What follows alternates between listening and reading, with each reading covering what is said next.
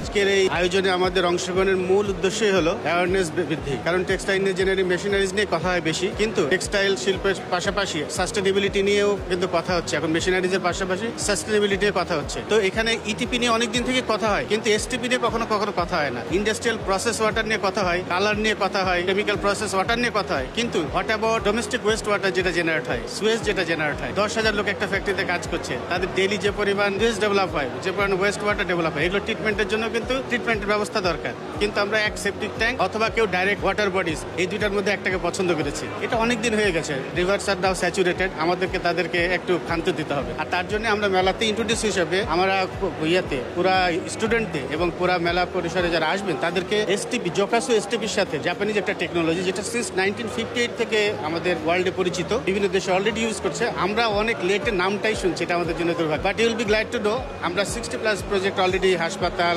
Industries, বাসাবাড়ি, municipalities বিভিন্ন জায়গাতে আমরা করেছি।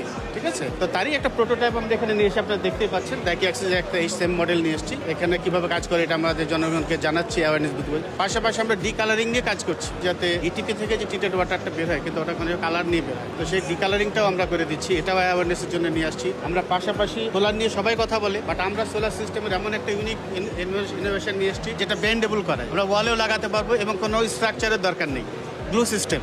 So it is also very unique. এরকম আমরা অনেকগুলো প্রজেক্ট নিয়ে এসেছি। পাশাপাশি টোটাল ওয়াটার সলিউশন ইটিপি ডব্লিউটিপিতে আমাদের অনেক দিনের কাজ, সেটাও আমরা সাথে এসেছি। সব মিলে আমরা বলতে পারি ওয়াটার রিলেটেড এনি সলিউশন, আমরা ইন্ডাস্ট্রি বেস হোক অথবা যে কোনো প্রতিষ্ঠান বেসিস হোক, সবগুলো দাইকি এক্সিস করছে। দাইকি এক্সিস বাংলাদেশ একটি 100% ওন বাই জাপানিজ কোম্পানি। তো I am glad to B the part of it.